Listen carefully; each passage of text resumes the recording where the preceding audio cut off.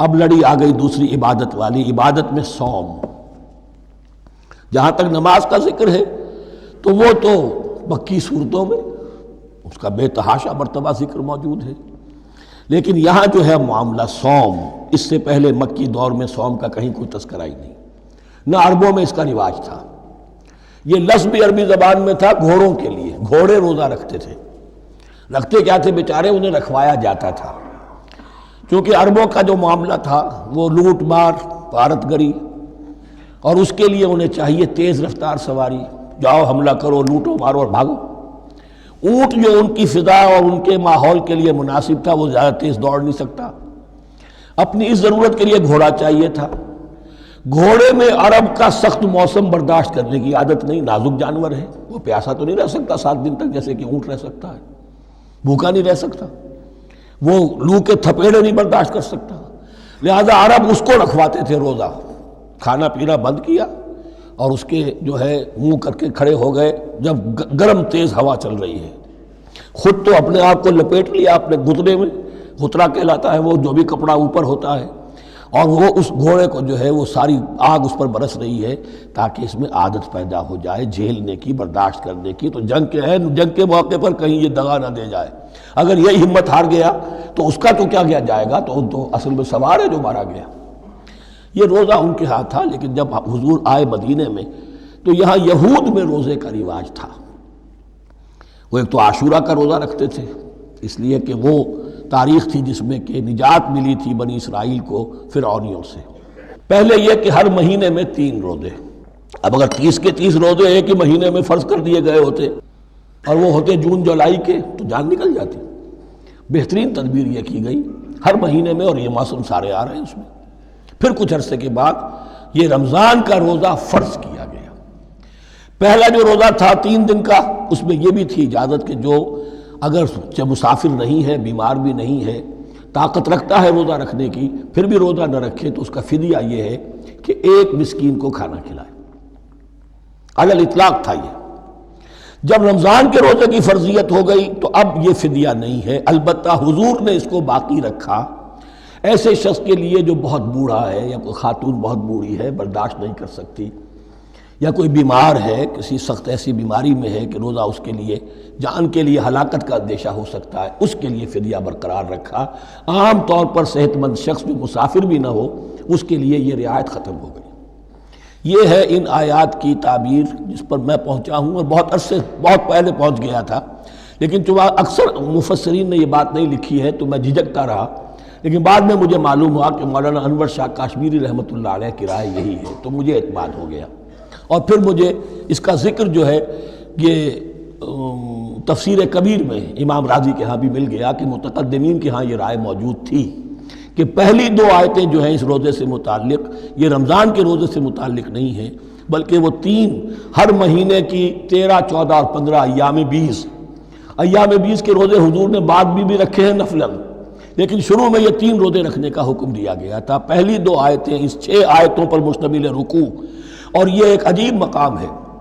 قرآن مجید کے احکام بہت دفعہ ہے، نماز کے احکام قرآن میں بہت دفعہ ہیں، کہیں وضو کا ہے، کہیں تیمم کا ہے، کہیں اور نماز خوف کا ہے، مختلف جگہوں پر، لیکن صوم کی عبادت پر یہ 6 آیات کامل ہیں، مکمل ہیں، اس کی حکمت، اس کی غرض و غایت، اس کے احکام سب کے سب اس میں آ گئے۔ اب پہلی 2 آیتیں کون سی ہیں؟ یا ایھا الذین آمنوا کتب علیکم الصیام کما کتب علی الذین من قبلکم لعلکم تتقون، اے ایمان والو تم پر بھی فرض کیا گیا روزہ رکھنا جیسے کہ فرض کیا گیا تھا تم سے پہلوں پر، تاکہ تمہارے اندر تقوی پیدا ہو جائے۔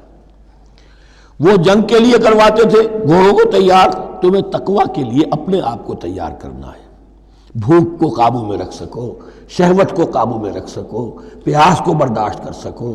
اللہ کی راہ میں جنگ کے لیے تمہیں نکلنا ہوگا، اس میں بھوک بھی آئے گی، پیاس بھی آئے گی، اپنے آپ کو تیار کرو جہاد کے لیے۔ اور یہ بات واضح ہو جائے گی، اگلے رکوع سے قتال کی بحث شروع ہو جائے گی۔ روزے کی یہ گفتگو ہو رہی ہے تمہیداً قتال کے لیے، جیسے گھوڑوں کو تیار کیا جاتا تھا، صوم رکھوایا جاتا تھا قتال کے لیے۔ ایام معدودات، گنتی کے چند دن ہیں، یہ گویا کہ ثبوت ہے اس کا کہ یہ 2-3 دن سے زیادہ، معدود جو ہے وہ عربی زبان میں 9 سے زیادہ نہیں ہو سکتا. معدودہ جب آئے گا، ایام معدودات، یہ جمع جو ہے جمع قلت کہلاتی ہے. معدودات، معدودہ بڑی سے بڑی رقم ہو سکتی ہے، لیکن معدودات جمع قلت ہے. گنتی کے چند روز ہیں. فمن کان منکم مریضا، ان میں بھی یہ رعایت ہے کہ جو تم میں سے بیمار ہو، او علی سفر، یا سفر پر ہو، فعدۃ من ایام اخر، تو وہ تعداد پوری کر لے دوسرے دنوں میں. وعلی الذین یطیقونہ، اور جو اس کی طاقت رکھتے ہوں، فدیۃ طعام مسکین، وہ فدیہ دیں ایک مسکین کا کھانا کھلانا. ان آیات کی تفسیر میں جیسا کہ میں نے عرض کیا مفسرین کے بہت سے اقوال ہیں، اب میں اس کی بحث میں نہیں جا سکتا. جو میں نے اپنے مطالعے کے بعد رائے قائم کی ہے میں صرف وہی بیان کر رہا ہوں کہ اس وقت، اور یہ امام راضی کے الفاظ ہیں کہ یہ فرضیت علی التعیین نہیں تھی بلکہ علی التخییر تھی. فرض تو ہے روزہ، لیکن اس کا بدل بھی دیا جا رہا ہے. اگر تم نہیں رکھنا چاہتے تو تم ایک مسکین کو کھانا کھلا دو. تو گویا کہ تدریجاً انہیں لانا تھا، چونکہ اس بات کے وہ پہلے سے عادی نہیں تھے. فمن تطوع خیرا فهو خیر اللہ، اور جو اپنی جی سے اپنی مرضی سے خیر کرنا چاہے تو اس کے لیے خیر ہے. روزہ بھی رکھے اور مسکین کو کھانا بھی کھلائے، دونوں کام کرے، تو اس میں کوئی رکاوٹ تو نہیں، اس کے لیے بہتر ہوگا. وَأَن تَصُومُوا، اور دیکھو اگر روزہ رکھو، خیر لکم ان کنتم تعلمون، یہ تمہارے لیے بہتر ہے اگر تم جانو. اب یہاں بھی ایک طرح کی رعایت کا انداز ہے. اب آ رہی ہیں دو آیتیں جو خاص رمضان کے روزے سے متعلق ہیں، حکمت اور غرض و غایت. پھر ایک آیت طویل آئے گی احکام، اور پھر ایک آیت آئے گی لٹمس ٹیسٹ. یہ 6 آیتیں. شہر رمضان الذی انزل فیہ القرآن، رمضان کا مہینہ وہ ہے جس میں قرآن نازل کیا گیا. ھدی للناس وبینات من الھدی والفرقان، لوگوں کے لیے ہدایت، اور ہدایت کے بھی روشن بینات باتیں، والفرقان، اور حق و باطل میں فرق کر دینے والی چیز. فمن شہد منکم الشہر، تو جو کوئی بھی پائے اس مہینے کو، یا جو شخص بھی مقیم ہو اس مہینے میں، مسافر نہ ہو، فلیصم، اس پر لازم ہے کہ روزہ رکھے. اب وہ وجوب علی التخییر ختم ہو گیا، اب وجوب علی التعیین، اب یہ لازم ہے، یہ رکھنا ہے. ایک رعایت باقی رکھی، ومن کان مریضا او علی سفر فعدۃ من ایام اخر، جو بیمار ہے یا یہ کہ سفر پر ہے وہ تعداد پوری کر لے دوسرے دنوں میں. یرید اللہ بکم الیسر ولا یرید بکم العسر، اللہ تمہارے ساتھ آسانی چاہتا ہے، سختی نہیں چاہتا. یہ لوگ اپنے اوپر سختیاں جھیلتے ہیں. شدید جو ہے سفر کے اندر بھی روزہ رکھے ہوئے، حالانکہ یہاں اجازت دی ہوئی ہے. یہ بلکہ حضور نے ایک مرتبہ ایک سفر میں کافی سرزنش کی. کچھ ایک جہاد اور قتال پہ نکلے تھے، لیکن کچھ لوگوں نے اس سفر میں بھی روزہ رکھ لیا. نتیجہ یہ ہوا کہ سفر کے بعد جہاں منزل میں اب جا کر خیمے لگانے تھے وہ نڈھال ہو کر گر گئے. جن لوگوں کا روزہ نہیں تھا انہوں نے پھر وہ خیمے لگائے، منزل کا کام کیا. تو حضور نے فرمایا کہ لیس من البر الصیام فی السفر، روزے رمضان اس میں سفر میں روزہ رکھنا کوئی نیکی کا کام نہیں ہے. لیکن ہمارا تصور اور ہے، 105 بخار چڑھا ہوا ہے، روزہ نہیں کھولوں گا میں، روزہ تو میں نے رکھا ہوا ہے، یا روزہ تو میں نہیں چھوڑوں گا. حالانکہ جہاں رعایت اللہ کی ہے اس رعایت سے فائدہ نہ اٹھانا ایک طرح کا کفران نعمت ہے. وَلِتُكْمِلُوا الْعِدَّةَ، لیکن تمہیں عدت اور تعداد اب پوری کرنی ہوگی. وہ جو تھی ایک رعایت کہ فدیہ دے کر فارغ ہو جاؤ، وہ نہیں ہے. وَلِتُكَبِّرُوا اللَّهَ عَلَىٰ مَا هَدَاكُمْ، اور تاکہ تم تکبیر کرو اللہ کی اس پر کہ جو اس نے ہدایت تمہیں عطا فرمائی. وَلَعَلَّكُمْ تَشْكُرُونَ، اور تاکہ تم شکر کر سکو اس نعمت عظمیٰ کا جو قرآن حکیم کی شکل میں تمہیں دی گئی.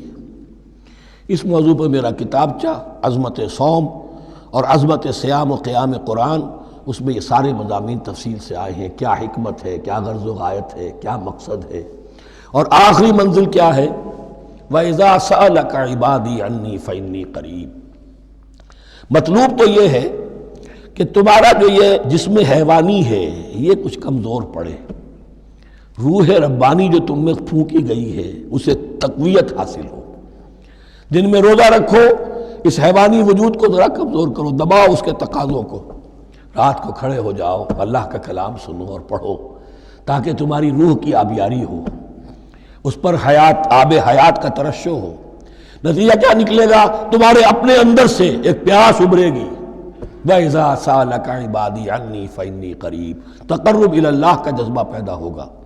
تو اے نبی جب میرے بندے، ایسے بندے آپ سے میرے بارے میں سوال کریں، ان کو بتا دیجئے میں قریب ہوں، دور نہیں ہوں۔ یہ حقوق انسانی کا میرے نزدیک دنیا میں سب سے بڑا میگنا کارٹا ہے۔ اللہ اور بندے کے درمیان کوئی فصل نہیں ہے، فصل اگر ہے تو تمہاری اپنی خباثت ہے، اگر تمہاری نیت میں فساد ہے، حرام خوری تو کرنی ہی کرنی ہے، تو اب کس منہ سے اللہ سے دعا کرو گے؟ پھر جاؤ گے کسی پیر کے پاس، آپ دعا کر دیجئے، یہ نذرانہ حاضر ہے؟ یہ طریقہ کیا ہے؟ انسان کا نفس حائل ہے اور کوئی نہیں، ورنہ ہم تو مائل بے کرم ہیں، کوئی سائل ہی نہیں، راہ دکھنا ہے کسی رہنوی منزل ہی نہیں، کوئی پوپ نہیں، کوئی پنڈت نہیں، کوئی پادری نہیں، کوئی پیر نہیں، کوئی نہیں، جب چاہو اللہ سے ہم کلام ہو جاؤ، اس سے بڑا حق کیوں خالق و مخلوق میں حائل رہے پردے، پیران کلیسا کو کلیسا سے اٹھا دو، میرا ہر بندہ جب چاہے جہاں چاہے مجھ سے ہم کلام ہو جائے۔ ہاں شرط ہے اس کی، وہ شرط آگے آ رہی ہے، اجیب دعوت الداعی اذا دعان، میں تو ہر پکارنے والے کی پکار سنتا ہوں، اور سنتا نہیں جواب دیتا ہوں، اور صرف جواب نہیں دیتا قبول کرتا ہوں۔ اجابت میں یہ تینوں چیزیں موجود ہیں، اور اذا دعان، جہاں مجھے پکارے جب پکارے، دیر اینڈ دین میں موجود ہوں، لیکن شرط کیا ہے؟ فَلْيَسْتَجِيبُوا لِي، انہیں بھی تو میرا کہنا ماننا چاہیے، یہ یک طرفہ بات نہیں ہوگی۔ فَاذْكُرُونِي أَذْكُرْكُمْ، تم مجھے یاد رکھو گے تو میں تمہیں یاد رکھوں گا، یہ دو طرفہ معاملہ ہے۔ تم شکر کرو گے میں تمہاری قدردانی کروں گا، تم میری طرف چل کر آؤ گے میں بھاگ کر آؤں گا، تم بارش برآؤ گے میں ہاتھ بڑھاؤں گا، لیکن تم رخ موڑ لو گے ہم بھی رخ موڑ لیں گے۔ ہماری تو غرض نہیں ہے، غرض ہے تو تمہاری، تم رجوع کرو گے ہم بھی رجوع کر لیں گے، تم توبہ کرو گے ہم اپنی نظر کرم پھر تمہاری طرف متوجہ کر دیں گے۔ لیکن ہر چیز ان تنصر اللہ ینصرکم، اللہ کی مدد کرو گے تو اللہ تمہاری مدد کرے گا۔ تمہاری دوستیاں ہو، پینگے بڑھا رہے ہو اللہ کے دشمنوں کے ساتھ، ساز باز ہو اللہ کے دشمنوں کے ساتھ، اور کھڑے ہو جاؤ قنوت نازلہ میں اللہ سے مدد مانگنے کے لیے، تم سے بڑا بے وقوف کون ہوگا؟ پہلے اللہ کی طرف رخ تو کرو، اللہ سے اپنا معاملہ درست کرو۔ ہاں اس میں کوئی یہ شرط نہیں ہے کہ پہلے ولی کامل اس وقت توبہ کرو خلوص نیت سے اور سارے پردے ہٹ جائیں گے، لیکن خلوص نیت کے ساتھ توبہ۔ وَإِذَا سَأَلَكَ عِبَادِي عَنِّي فَإِنِّي قَرِيبٌ أُجِيبُ دَعْوَةَ الدَّاعِ إِذَا دَعَانِ فَلْيَسْتَجِيبُوا لِي وَلْيُؤْمِنُوا بِي لَعَلَّهُمْ يَرْشُدُونَ أُحِلَّ لَكُمْ لَيْلَةَ الصِّيَامِ الرَّفَثُ إِلَىٰ نِسَائِكُمْ۔ اب یہ ہے احکام کی آیت، بڑی طویل ہے، کیونکہ یہود کے ہاں شریعت میں روزہ جو ہے شروع ہو جاتا تھا شام کو ہی، اور رات بھی روزے میں شامل تھی، تو تعلق زن و شو بھی نہیں ہو سکتا، اور کوئی سحری وحری کا تصور نہیں تھا، جیسے ہی سوئے رات شروع روزہ شروع، اب اگلے دن تک غروب آفتاب تک روزہ رہے گا۔ ہمارے ہاں روزے میں نرمی کی گئی ہے، ایک تو یہ کہ رات کو اس سے خارج کر دیا، روزہ دن کا ہے، اور رات کے وقت تعلق زن و شو بھی ہے، کھانا پینا بھی ہے، جو پابندیاں روزے کی ہیں وہ سب اٹھ گئی۔ لیکن ہو یہ رہا تھا کہ لوگ سمجھ رہے تھے کہ شاید وہی جو احکام ہیں یہود کے ہاں شاید وہی ہمارے ہاں بھی ہیں، اس لیے وہ ایسا بھی ہوتا تھا اپنے جذبات میں بیویوں سے مقاربت کرتے تھے، لیکن دل میں سمجھتے تھے کہ ہم نے غلط کام کیا ہے۔ یہاں اب ان کو اطمینان دلایا جا رہا کہ نہیں، احل لکم لیلۃ الصیام الرفث الی نسائکم، حلال کر دیا گیا ہے تمہارے لیے روزے کی راتوں میں اپنی بیویوں کے پاس جانا۔ ہن لباس لکم وانتم لباس لہن، وہ پوشاک ہے تمہارے لیے، تم پوشاک ہو ان کے لیے۔ بڑا بلیغ کنایا ہے یہ، جیسے لباس میں اور جسم میں کوئی پردہ نہیں ہے، لباس ہی تو پردہ ہے نا، لباس میں اور جسم میں تو کوئی پردہ نہیں، ایسے ہی بیوی میں اور شوہر میں کوئی پردہ نہیں۔ ہن لباس لکم وانتم لباس لہن۔ ویسے بھی انسان کے اخلاق کی حفاظت کرنے والی، مرد کے اخلاق کی حفاظت کرنے والی بیوی ہے، بیوی کے اخلاق کی حفاظت کرنے والا مرد ہے۔ وہ مجھے اقبال کا شعر یاد آ رہا تھا، تعلیم نئی ہو کہ پرانی، نسوانیت زن کا نگہباں ہے فقط مرد، نہ پردہ نہ تعلیم نئی ہو کہ پرانی، نسوانیت زن کا نگہباں ہے فقط مرد۔ بہرحال ایک دونوں کے لیے وہ ایک ضرورت بھی ہے، ان کی پردہ پوشی بھی کرتے ہیں ایک دوسرے کی، اور اس طریقے سے لباس کی جو ہے اس میں کنایا کیا گیا۔ علم اللہ انکم کنتم تختانون انفسکم، اللہ کے علم میں ہے کہ تم اپنے آپ کے ساتھ خیانت کر رہے تھے، ایک کام کر رہے تھے جو گناہ نہیں ہے لیکن تم سمجھتے تھے گناہ ہے، تو اپنے آپ سے خیانت ہو گئی کہ نہیں؟ اصلاً وہ گناہ نہیں تھا لیکن تمہارے علم میں نہیں تھا، لیکن تم یہ سمجھتے ہوئے بھی کہ یہ ممنوع ہے اس کا ارتکاب کر رہے تھے۔ علم اللہ انکم کنتم تختانون انفسکم فتاب علیکم، تو اللہ نے تم پر نظر رحمت فرمائی، وعفا عنکم، اور بخش دیا، معاف کر دیا، جو بھی خطائیں ہو گئی ہیں وہ سب کے سب معاف سمجھو۔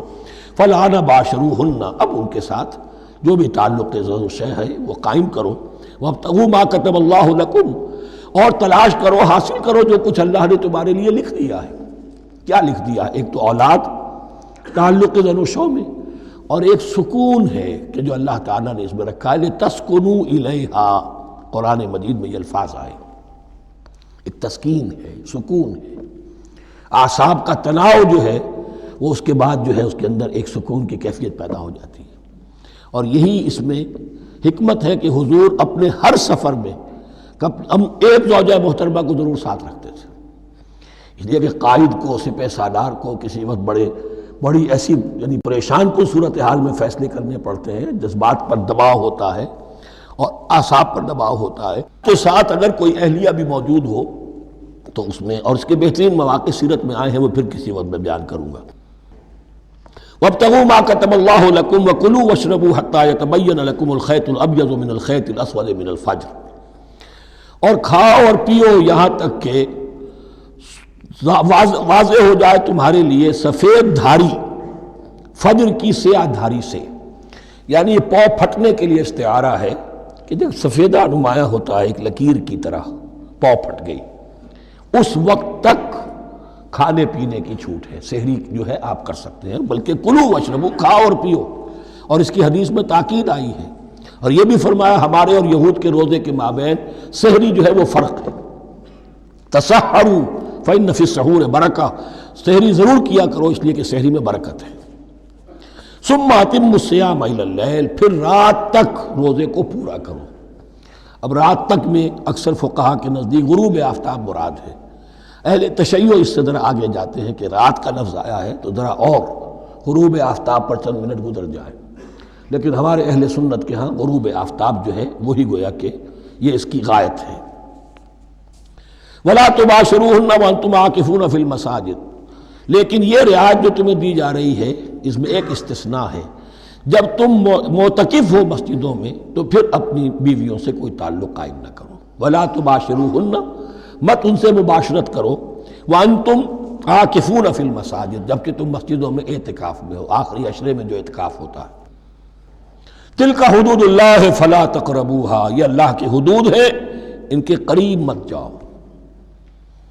بعض جگہ پر آتا ہے فلا تعتدوها، ان حدود کو عبور نہ کرو، ان سے تجاوز نہ کرو، تو حرام تو یہی شے ہوگی کہ حدود سے تجاوز کیا جائے، لیکن احتیاط اس میں ہے to keep at a safe distance, ذرا دور رہو، آخری حد تک چلے جاؤ گے تو اندیشہ ہے کہ کہیں اس حد کو کراس نہ کر جاؤ۔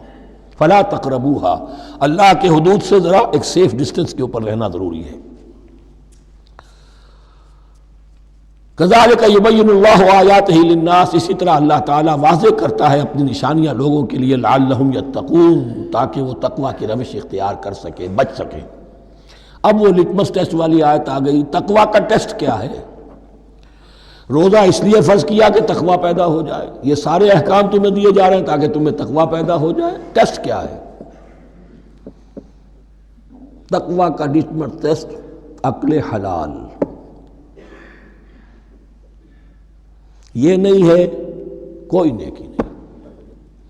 وَلَا تَأْكُلُوا أَمْوَالَكُمْ بَيْنَكُمْ بِالْبَاطِلِ، اپنے مال آپس میں باطل طریقوں سے ہڑپ نہ کرو۔ وَتُدْلُوا بِهَا إِلَى الْحُكَّامِ، اور اپنے مال کو ذریعہ نہ بناؤ حکام تک پہنچنے کا، لتاکلوا فریقا من اموال الناس بالاسم، تاکہ تم لوگوں کے مال کو ہڑپ کر سکو گناہ کے ساتھ، وانتم تعلمون، اور تم اس کو جانتے بوجھتے کر رہے ہو۔ جو شخص اس معیار سے تو اس سے باز آ گیا وہ ہے متقی۔ یہ لسٹ پر ٹیسٹ ہے، ورنہ نمازوں کی تعداد، روزوں کی تعداد اور حرام کھانا تو تقویٰ نہیں۔ یہ میں حیران ہوتا ہوں کہ اب اس پر کبھی غور نہیں کیا ہے لوگوں نے کہ یہ آیت کہاں سے آ گئی درمیان میں۔ روزے کے احکام اور اس کے بعد قتال کے احکام بھی شروع ہوں گے، حج کے احکام شروع ہوں گے، یہ بیچ میں آیت۔ واقعہ یہ ہے کہ جیسے روزے کی حکمت کا نقطہ عروج کیا ہے، وَإِذَا سَأَلَكَ عِبَادِي عَنِّي فَإِنِّي قَرِيبٌ، روح انسانی میں ایک طلب پیدا ہو جائے تقرب اللہ کی۔ اسی طرح احکام صوم میں جو کلائمیکس ہے وہ یہ ہے، وَلَا تَأْكُلُوا أَمْوَالَكُمْ بَيْنَكُمْ بِالْبَاطِلِ وَتُدْلُوا بِهَا إِلَى الْحُكَّامِ لِتَأْكُلُوا فَرِيقًا مِّنْ أَمْوَالِ النَّاسِ بِالْإِثْمِ وَأَنْتُمْ تَعْلَمُونَ۔